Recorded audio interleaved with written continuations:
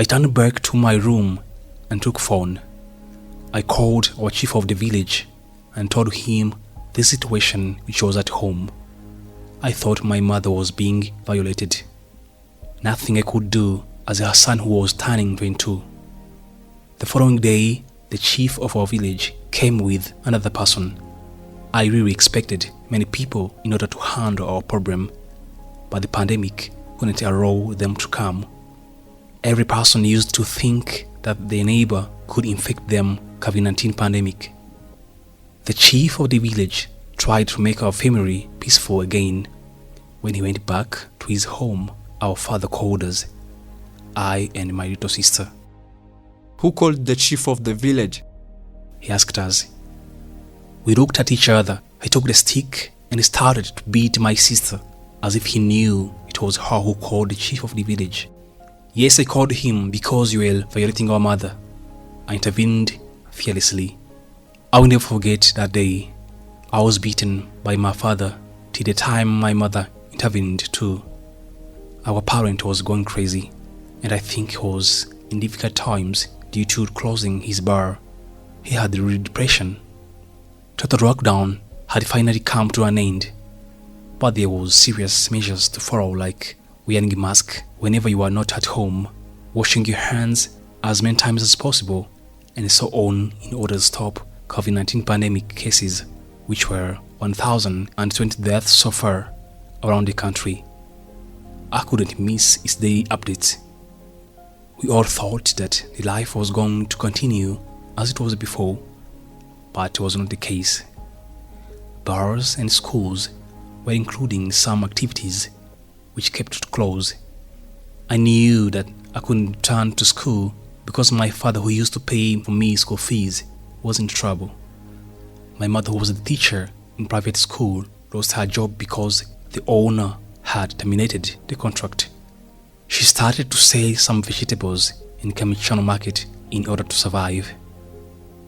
One day, our father did something illegal. He sold beers to many people in our bar, and the police fined him. That's where I came up with being infected by COVID-19 pandemic. He had been coughing for 2 days, and he told us the chest was paining. We all went to the hospital and we had been tested negative, except him.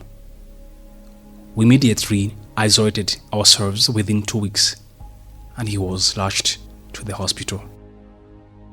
Go away from my child. You are a COVID-19 family. One of our neighbors told me.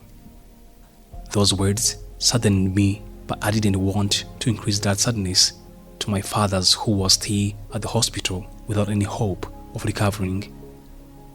One night, my mother's phone rang. It was a really strange phone call. Yes, it was. We received bad news that our father died. Can you imagine that sorrow? My mother and my sister cried.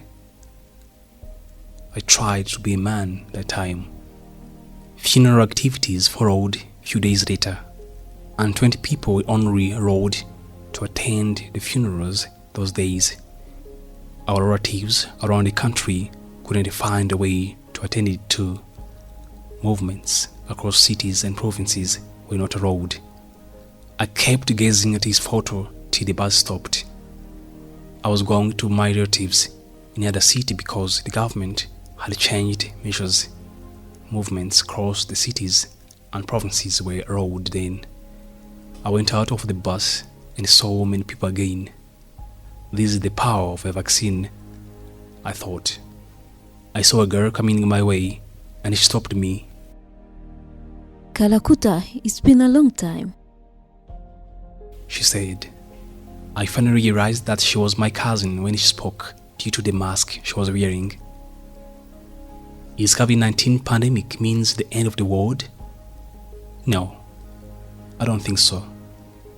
It is still a hope as long as we respect measures designed by our health authorities.